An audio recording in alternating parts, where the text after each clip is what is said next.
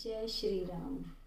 मंगल भवन अमंगल हारी, प्रभु सुदशरथ अजर बिहारी। जय सिया राम जय जय सिया राम। दीन दयाल विरधु संभारी, हरऊ नाथ मम संकट भारी। जय सिया राम जय जय सिया राम। जय सिया राम जय जय सिया राम।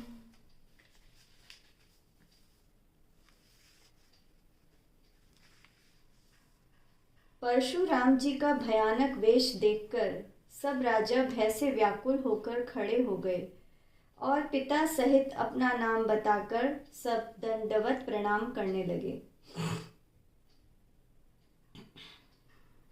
परशुराम जी सहज भाव से जिसकी ओर देख लेते वह समझता मानो उसकी आयु पूरी हो गई।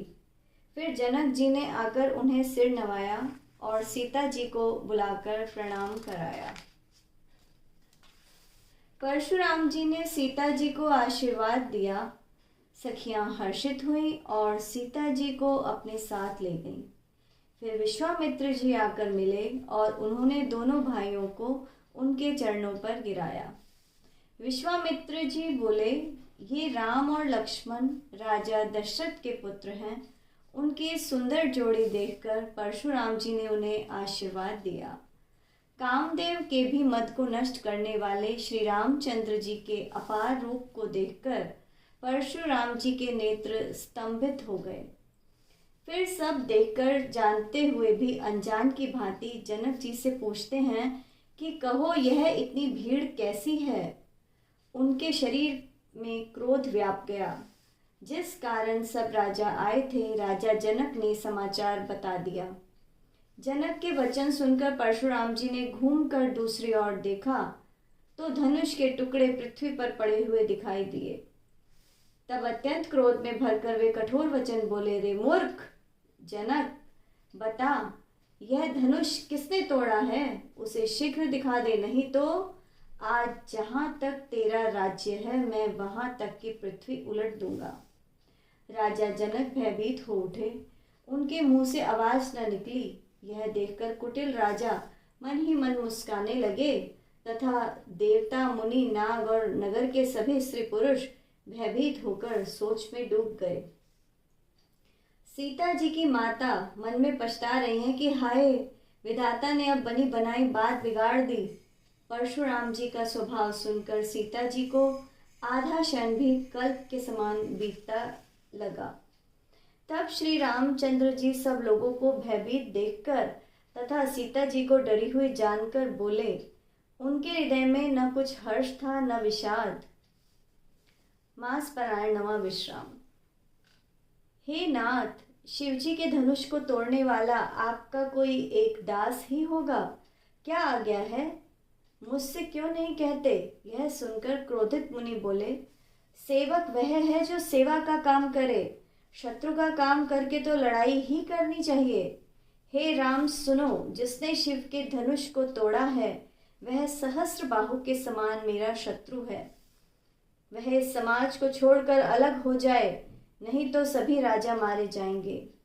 मुनि के वचन सुनकर लक्ष्मण जी मुस्कुराए और परशुराम जी का अपमान करते हुए बोले, हे गोसाई, लड़कपन में हमने अनेक छोटे छोटे धनुष तोड़ डाले, किंतु आपने कभी ऐसा क्रोध नहीं किया। इसी धनुष पर इतनी ममता किस लिए है? यह सुनकर परशुराम जी कुपित होकर बोले, अरे राजपुत्र, काल के वश होने से तुझे बोलते हुए कुछ भी होश नहीं है। सारे संसार में विख्यात शिवजी का यह धनुष क्या किसी छोटे से धनुष के समान है? लक्ष्मण जी हंसे और बोले, हे देव सुनिए, हमारे विचार से तो सभी धनुष एक समान ही हैं। पुराने धनुष के तोड़ने में हानि क्या और लाभ क्या? श्री रामचंद्र जी ने तो इसे नए के धोखे में ही देखा था, फिर यह तो छूते ही टूट गया। इसमें रघुनाथ जी का भी कुछ दोष नहीं है। मुनि, आप बिना कारण किस लिए क्रोध करते हैं? परशुराम जी अपने परशु की ओर देखकर बोले, अरे दुष्ट, तूने मेरा स्वभाव नहीं सुना? मैं तुझे बालक जानकर नहीं मारता। अरे मूर्ख, क्या तू मुझे केवल मुनि ही समझता है? बाल ब्रह्मचारी और अत्यंत क्रोधी हूँ और विश्व भर में क्षत्रिय कुल के शत्रु के रूप में विख्यात हूँ। अपनी भुजाओं के बल से मैंने पृथ्वी को राजाओं से रहित कर दिया और अनेक बार उसे ब्राह्मणों को दे दिया। हे राजकुमार, सहस्त्र वायु की भुजाओं को काटने वाले मेरे इस परशु को देख। अरे राजपुत्र, तू अपने माता पिता को सोचने के लिए मजबूर न कर। मेरा परशु बड़ा भयानक है, यह गर्भ के बच्चों का भी नाश करने वाला है। लक्ष्मण जी हंसकर कोमल वाणी से बोले, अहो मुनि, तो आपने को बड़ा भारी योद्धा समझते हैं। बार बार मुझे कुल्हाड़ी दिखाते हैं, फूंक से पहाड़ उड़ाना चाहते हैं। यहाँ कोई कुम्हेड़े का छोटा कच्चा फल नहीं है जो तर्जनी उंगली को देखते ही मर जाता है। कुठार और धनुष बाण देखकर ही मैंने अभिमान सहित कुछ कहा था। भृगुवंशी समझकर और यज्ञोपवीत देखकर तो जो कुछ आप कहते हैं उसे मैं अपने क्रोध को रोककर सह लेता हूँ।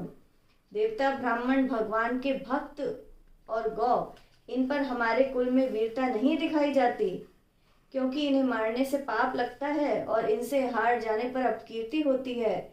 इसलिए आप मारें तो भी आपके पैर ही पड़ना चाहिए। आपका एक एक वचन ही करोड़ों व्रजों के समान है। धनुष बाण और कुठार तो आप व्यर्थ ही धारण करते हैं।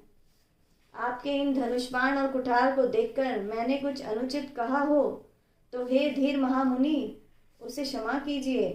यह सुनकर भृगुवंश मणि परशुराम जी क्रोधित होकर गंभीर वाणी में बोले, हे विश्वामित्र सुनो, यह बालक बड़ा कुबुद्धि और कुटिल है। काल के वश होकर यह अपने कुल का घातक बन रहा है। यह सूर्यवंशी पूर्ण चंद्र का कलंक है। यह नितांत उद्दंड, मूर्ख और निडर है। अभी क्षण भर में यह काल का ग्रास बन जाएगा। मैं पुकार कर यह कहता हूँ, फिर मुझे दोष नहीं लगेगा। यदि तुम इसे बचाना चाहते हो तो हमारा प्रताप, बल और क्रोध बताकर इसे मना कर दो। लक्ष्मण जी बोले, हे मुनि, आपका सुयश आपके रहते दूसरा कौन वर्णन कर सकता है। आपने अपने ही मुंह से अपनी करनी अनेक बार अनेक प्रकार से वर्णन की है। इतने पर भी संतोष न हुआ तो फिर कह डालिए। क्रोध रोककर असह्य दुख मत सहन कीजिए। आप वीरता का व्रत धारण करने वाले, धैर्यवान और शोभ अथवा क्रोध रहित हैं, इसलिए गाली देना आपको शोभा नहीं देता। शूरवीर तो युद्ध में शूरवीरता का कार्य करते हैं कहकर अपना परिचय नहीं देते। शत्रु को युद्ध में उपस्थित पाकर कायर ही अपनी शूरवीरता की डिंग हांका करते हैं। आप तो मानो काल को हांक लगाकर बार बार उसे मेरे लिए बुलाते हैं। लक्ष्मण जी के कठोर वचन सुनते ही परशुराम जी ने अपना भयानक परशु को ठीक से हाथ में ले लिया और बोले, अब लोग मुझे दोष न दें। यह कटु बोलने वाला बालक मारे जाने के ही योग्य है। इसे बालक देखकर मैंने बहुत बचाया, लेकिन अब यह सचमुच मरने को ही आ गया है, अर्थात इसका मरना निश्चित है। विश्वामित्र जी बोले, अपराध क्षमा कीजिए। बालकों के दोष और गुणों को सज्जन व्यक्ति नहीं गिनते। परशुराम जी बोले, तीखी धार का मेरा यह परशु, मैं दया रहित और क्रोधी और यह गुरुद्रोही अपराधी मेरे सामने उत्तर दे रहा है। इतने पर भी मैं इसे बिना मारे छोड़ रहा हूँ। अतः हे विश्वामित्र, केवल तुम्हारे शील के कारण, अन्यथा इसे इस कुठार से काटकर तनिक परिश्रम से ही मैं गुरु से पूर्ण हो जाता। विश्वामित्र जी मन ही मन हंसकर बोले, मुनि को हरा ही हरा दिख रहा है, किंतु यह लोहमयी खड्ग है, ऊख की खांड नहीं है जो मुंह में लेते ही गल जाए। मुनि अब भी ना समझ बने हुए हैं, इनके प्रभाव को नहीं समझ रहे हैं।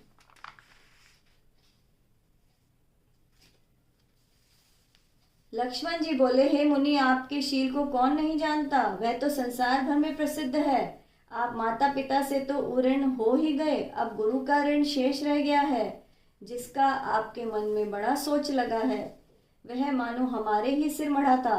बहुत दिन बीत गए, इससे ब्याज भी बहुत बढ़ गया होगा। अब किसी हिसाब करने वाले को बुला लाइए तो मैं तुरंत थैली खोल कर दे दूं। लक्ष्मण जी के तीखे वचन सुनकर परशुराम जी ने परशु संभाला। सारी सभा हाय हाय करके पुकार उठी। लक्ष्मण जी बोले, हे भृगुश्रेष्ठ, आप मुझे परशु दिखा रहे हैं, पर हे राजाओं के शत्रु, ब्राह्मण समझकर मैं आपको छोड़ रहा हूँ। आपको कभी रणधीर बलवान वीर नहीं मिले। हे ब्राह्मण देवता, आप घर ही में बड़े हैं, यह सुनकर अनुचित है कहकर सब लोग पुकार उठे। तब श्री रघुनाथ जी ने संकेत से लक्ष्मण जी को रोक दिया।